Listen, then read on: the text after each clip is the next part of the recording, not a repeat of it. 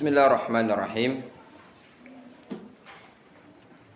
Alhamdulillahi wassalatu wassalamu ala rasulillah wa ala alihi wa ashabihi ajma'in, amma ba'd.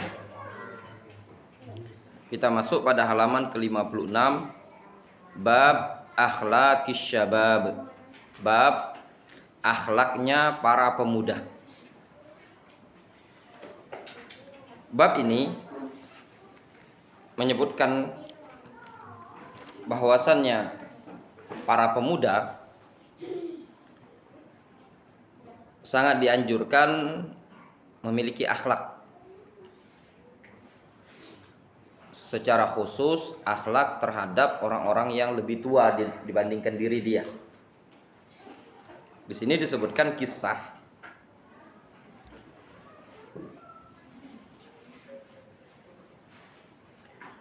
an Mujahid, dari Mujahid ibnu Jabr.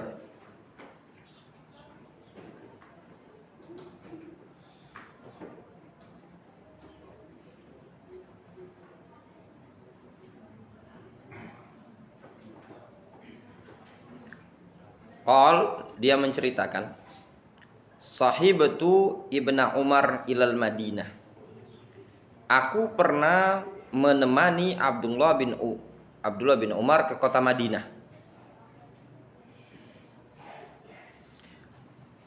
Falam asma'hu yuhadditsu an Rasulillah sallallahu alaihi wasallam illa hadisan wahidan. Aku tidak mendengar beliau, yaitu Abdullah bin Umar, kata Mujahid, aku tidak mendengar Abdullah bin Umar yuhadditsu an Rasulillah sallallahu, menyampaikan hadis dari Rasulullah sallallahu illa hadisan wahidan, kecuali satu hadis saja. Jadi dari perjalanan ke kota Madinah ini tadi, dari Mekah menuju kota Madinah, Abdullah bin Umar tidak banyak ngomong, tidak banyak menyampaikan hadis, kecuali satu hadis. Beliau menceritakan, kunna indan Nabi sallallahu alaihi wasallam. Dulu kami duduk-duduk di sisi Nabi sallallahu alaihi wasallam. Fa utiya bi jummarin.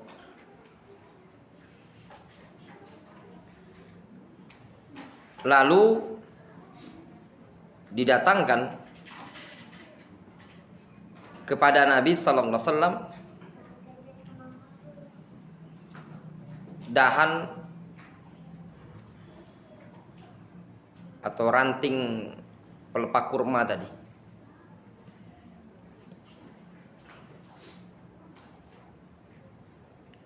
Faqal,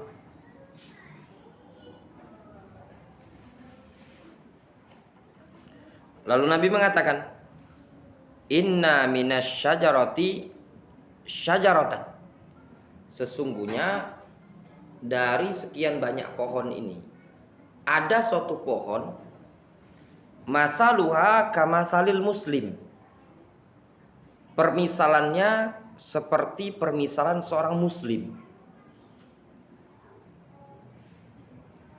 Jadi Rasul ngasih pertanyaan. Jadi para sahabat sedang duduk-duduk, ketika itu ada Umar bin Khattab. Rasul ngasih pertanyaan, ada satu pohon, yang pohon tadi bagaikan perumpamaan seorang muslim. Kata Abdullah bin Umar, fa'aradtu an aqula hiyan nakhlah, aku ingin menjawab pohon itu adalah pohon kurma.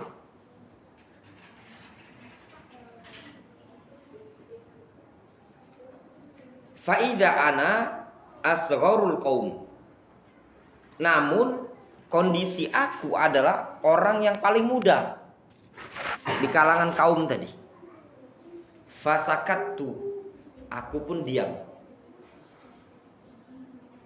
Padahal di sini Rasul nanya, pohon apa yang perumpamaan pohon tadi ibarat seorang muslim. Abdullah bin Umar terbesit di benak dia pohon kurma. Beliau sebenarnya pengen jawab, namun beliau tidak menjawab. Alasannya kenapa? Faida ana asgharul qaum. Ternyata aku adalah orang yang paling muda. Fasakattu. Aku pun diam. Segan ya. Qala an-nabiyyu sallallahu alaihi wasallam hiyan nakhlah. Rasulullah SAW mengatakan itu pohon kurma. Ketika Rasul menyebutkan itu pohon kurma, Abdullah bin Umar ngomong kepada bapaknya, kepada Umar bin Khattab, sebenarnya saya dari awal tadi kepikiran pohon kurma, tapi tidak saya jawab. Malu bahasa kitanya ya. Kata Umar bin Khattab, kalau seandainya engkau jawab itu jauh lebih kusukai. Adapun adab yang bisa diambil di sini, yaitu seorang pemuda hendaknya beradab, berakhlak di hadapan orang-orang yang lebih tua. Di antara akhlak yang di sini, tidak mendahului mereka-mereka yang lebih tua, lebih sepuh dalam mengambil keputusan dan juga dalam menentukan suatu perkara. Tidak banyak ngomong. Misalkan remaja ya, ini ada paman kita, ada bapak kita, ada bibi, musyawarah. Kita tuh jadi pendengar saja. Kalau tidak ditanya secara person, tidak usah jawab. Kadang orang nggak langsung ngasih pendapat. Menurut saya itu pengalaman saya. Dia langsung memberikan sanggahan. Itu kurang tepat. Di sini disebutkan at-ta'liq, keterangan al-jummar lubbu ghusunin nakhl wasaqihah.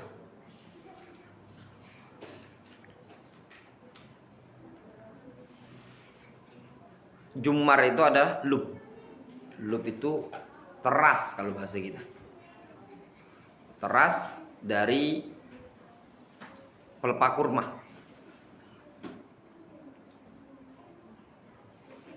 Tergambar ya. Pelepah kurma itu diambil anunya. Ibnu Umar kana dza khuluqin rafi'. Abdullah bin Umar adalah orang yang memiliki akhlak yang sangat tinggi, sangat mulia. Ila janibi zakaihi wa ilmihi wa ibadatihi. Di samping kecerdasan, ilmu dan ibadahnya dia. Jadi Abdullah bin Umar, di samping beliau memiliki kecerdasan, memiliki ilmu, beliau juga memiliki akhlak yang mulia. Fastahya ayyatakallama wa yusabiqu kibarosin. Beliau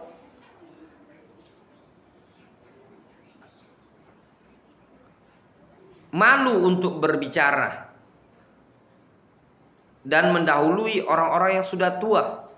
Duna ayyadzanu lahu, kalau tidak diizinkan.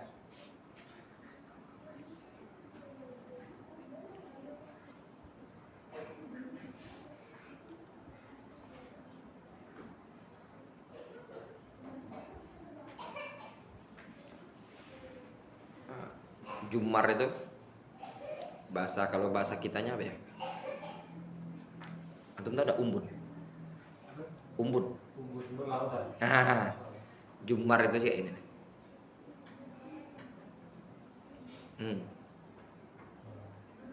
Umbut kurma. Tahu umbut Mas? Apa bahasa Jawa? Bukan, kelapa itu Mas ya. Ada enggak di Jawa itu? Bagian kelapa itu daun itu. Kalau di apa namanya? Ditebang-tebangi itu kan, dipotong-potongi. Dia ada bagian dalam itu. Nah, itu namanya kalau bahasa Arabnya jummar. Tergambar? Ya, Pak ya? Manis itu kan? Bisa dimakan. Iya itu tadi. Kalau bahasa kampungnya kita, tempatnya saya tuh namanya umbut. Nggak tahu kalau tempat sama umbut juga. Nggak tahu. Kalau buahnya kelapa ya Ustaz ya? Bukan dalam buah kelapa mas, pohon kelapa sebenarnya. Yang bagian atas itu mas. Bagian atas. Tapi yang kurmanya itu namanya jumar. Bagian. Dia kalau bahasa warna putih ya, Mas. Ya putih, ya betul putih. Yang paling untung kelapa. Namanya jumar. Jadi Rasul sedang duduk-duduk, didatangkan jumar. Dari sini bisa diambil faedah. Berarti istilah apa? Umbut ini udah di zaman Rasul pun udah bisa dimakan. Gitu loh. Di sini disebutkan Abdullah bin Umar istaha ayatakallama wa yusabiqu kibarasin. Abdullah bin Umar malu untuk berbicara dan mendahului orang-orang yang sudah tua. Duna ya'dzanu lahu, tanpa mendapatkan izin dari mereka. Abdullah bin Umar tadi kan sudah tahu jawabannya. Rasul nanya, ada suatu pohon yang dia itu ibarat permisalan seorang muslim. Abdullah bin Umar kepikir, ini kayaknya pohon kurma. Pohon yang diumpamakan bagaikan seorang muslim.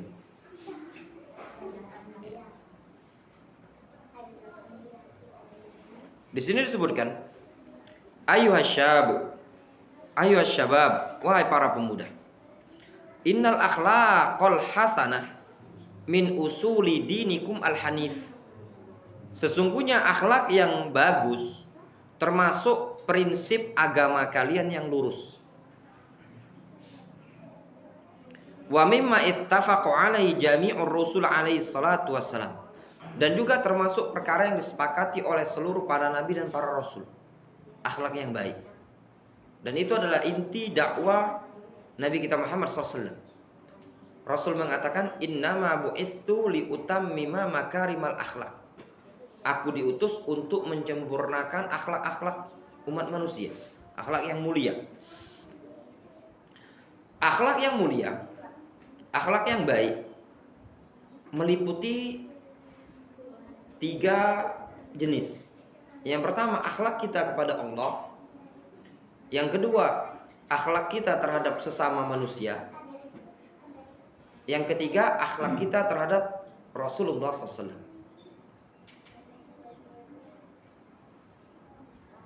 Terkadang ada orang yang dia bagus akhlak terhadap Allah SWT. Dalam artian dia ibadah, akhlak terhadap Rasul juga bagus. Namun terkadang dia melalaikan akhlak sesama umat manusia. Nah, akhlak sesama umat manusia ini sangatlah luas. Meliputi akhlak terhadap orang tua, akhlak terhadap istri, akhlak terhadap anak, tetangga, masing-masing masyarakat harus diperlakukan dengan kondisi mereka masing-masing. Tidak bisa disamakan. Wa min asbabi tahsini akhlaqikum, dan di antara sebab-sebab untuk memperbagus akhlak kalian, yang pertama, ihtisabul ajr wa thawab wa thaqluhu fil mizan yaumal hisab. Cara untuk memperbagus akhlak adalah dengan mengharapkan pahala dan mengharapkan beratnya timbangan di hari kiamat. Rasulullah SAW menyebutkan, tidak ada sesuatu yang paling berat asqal fil mizan min husnil khuluq, dibandingkan akhlak yang baik. Sampai-sampai dalam hadis yang lain Rasul menyatakan, aku akan menjamin bagian surga yang paling atas liman hasuna khuluquhu, bagi orang yang bagus akhlaknya. Kemudian yang kedua, sebab untuk memperbagusi akhlak, ta'widun nafsi ala sabri fi yasiril umur wa kibariha. Ta'wid, membiasakan jiwa untuk sabar pada perkara-perkara yang sepele dan perkara-perkara yang besar. Maknanya membiasakan diri pada perkara apapun untuk berupaya untuk sabar, melatih.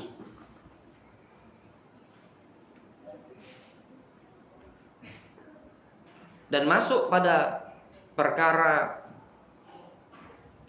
bentuk memperbagus akhlak ini, diantaranya pergaulan.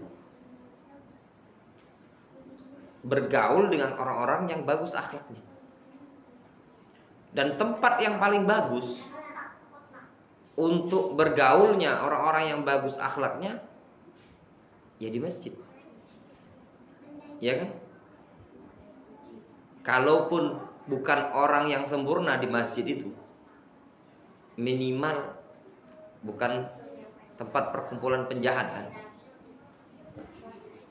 Adapun misalkan kalau gaulnya di tempat karaoke, tempat hiburan, bergaulnya di tongkrongan, mana lagi? Tempat-tempat buruk, tempat biliar misalkan ya. Warnet, nah itu warnet itu tadi. Ya jelas di sini akan berkumpul dengan orang-orang yang akhlaknya penuh dengan kekurangan.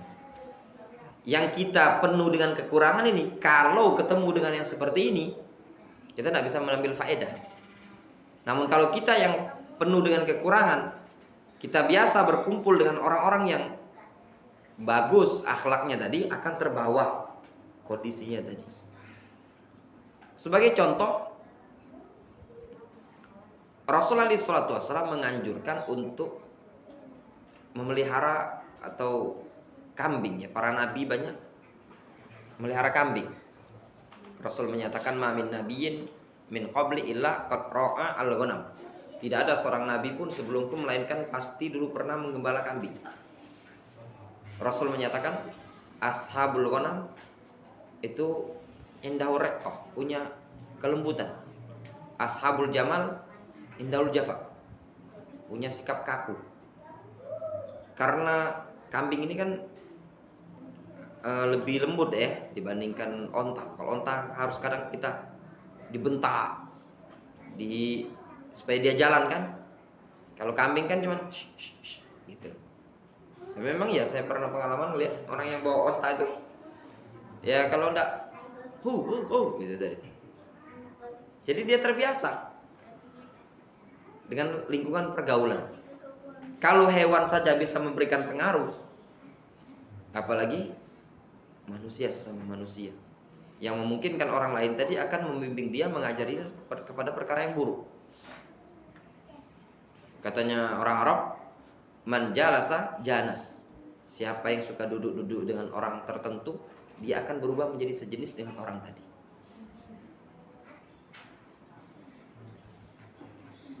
Jadi kalau anak kita misalkan anak-anak remaja ingin baik akhlaknya tadi, ya dicarikan teman mainnya tadi dengan anak-anak yang juga baik, bagus akhlaknya. Tapi kalau gaulnya tadi dengan anak-anak yang suka di warnet, nongkrong, sudah. Tidak menutup kemungkinan yang SD pun sudah bisa merokok, bisa ngibon. Bahkan mungkin kadang sebagian saya lihat ada anak-anak yang ngamen itu di jalanan, masih kecil, bocah, rambut udah pirang, rambut pirang sebelah, bocah, anak-anak. Ini kan pengaruh lingkungan kan. Kita lihat anak-anak yang mungkin di lingkungan dididik dengan didik yang baik akan terpengaruh dengan kebaikan. Kemudian yang ketiga di sini disebutkan sebab yang ketiga, badlul ma'ruf was-sa'yi fi naf'il akharin wa ikramihim. Berupaya untuk mencurahkan kebaikan dan berupaya untuk memberikan kemanfaatan untuk orang lain serta memuliakan orang lain. Cara melatih akhlak tadi, suka berbuat baik gitu maksudnya. Suka memberikan manfaat kepada orang lain. Orang kalau dari kecil dilatih dia ya. Dilatih. Tidak masalah sama anak-anak itu. Ayo antarin makan sama tetangga. Diajak berbagi. Akan terbiasa dia. Tapi kalau jajanan sekolah dia bawa kiki misalnya ya. Simpen-simpen ya, jangan kasih kawannya. Nanti dia terus. Nggak masalah dia bawa cuma satu. Nanti kalau ada kawan nggak punya makanan kasih ya. Nanti dia walaupun satu ciki harga 1.000 tadi dibagi. Tapi kalau kita pesanin, jangan kasih ya, makan sendiri aja, ngumpet ya. Ingat sama dia. Nah itu tadi. Kalau makan jangan di tempat rame itu kan. Jangan luar dulu diajak aja itu ya. Tidak. Itu kan nah itu tadi. Kalau makan jangan di tempat orang rame. Makan tempat sepi. Jangan dijungai kawan. Ini kan ngajari anak tuh pelit. Caranya ya sebagai kita orang tua yang ngasih anak bekal ke sekolah, kasih makan, jajan, pempek, ya kasih. Misalkan bawa 5 dia. Ini untuk kamu 2, 3-nya kasih untuk kawan. Dibagi-bagi. Jadi dia terbiasa. Kalau dia punya ingin berbagi. Bukan makan yang ngumpet ya. Jangan dilihatin kawannya. Nanti dia ngumpet terus ke bawah dari SD, SMP, SMA. Akhirnya apalagi kalau dia tidak suka bagi, punya orang mau diminta sama dia. Ini repot ini tadi. Nah yang punya yang kawan habis baru dikeluarin sama dia. Kemudian yang keempat, ihtiram kibaris sin wal ilm, menghormati orang-orang yang tua umur dan keilmuannya. Ini juga adab. Adab untuk menghormati orang-orang yang sudah tua dan punya ilmu. Di sini ada 2 jenis. Jenis yang pertama, orang yang sudah tua. Kita posisikan orang yang sudah tua tadi selayaknya orang yang sudah tua. Cara ngomong ya, depan orang yang sudah tua jangan dianggap ngomong dengan orang yang sebaya kita. Mungkin perlu agak lembut, santun, apalagi orang-orang yang sudah sepuh. Kemudian yang kedua, menghormati orang-orang yang berilmu. Di antara contohnya di sini, Abdullah bin Umar tidak mau menjawab karena menghormati yang tua-tua tadi. Jangan suka nyeletuk di hadapan orang yang sudah tua. Bahasanya tuh mentang-mentang kita ini pendidikannya orang sekolahan, bapak kita, Pak D, Bu D, paman, bibi, yang lainnya orang-orang kampungan yang tidak sekolah, cuman sekolah SD. Kita sok pinter sendiri ngomong di hadapan mereka. Itu bukan ajang untuk menunjukkan kemampuan. Kemudian yang kelima, qillatul kalam wal mizah.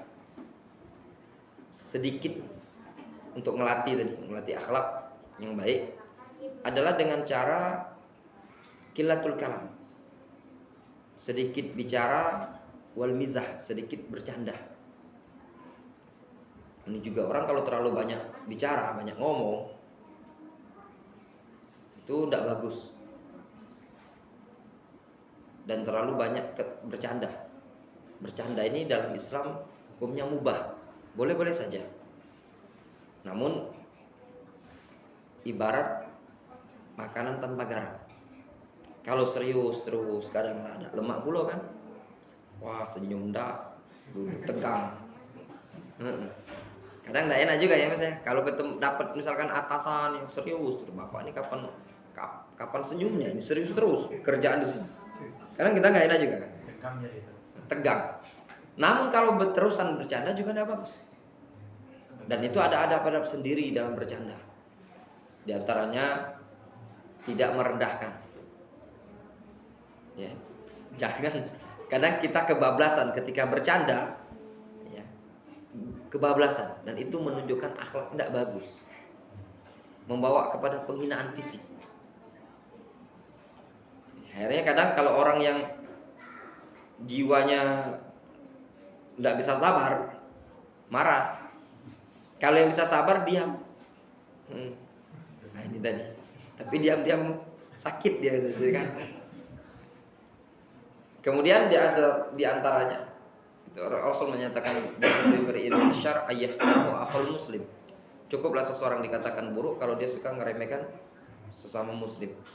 Kemudian juga adab kalau dalam bercanda ini untuk tidak berbohong. Canda-canda tapi jangan bohong. Komedian cerita bohong, buat sendiri, itu tidak diperbolehkan. Kemudian juga percandaan jangan bawa-bawa urusan agama, itu tidak diperbolehkan.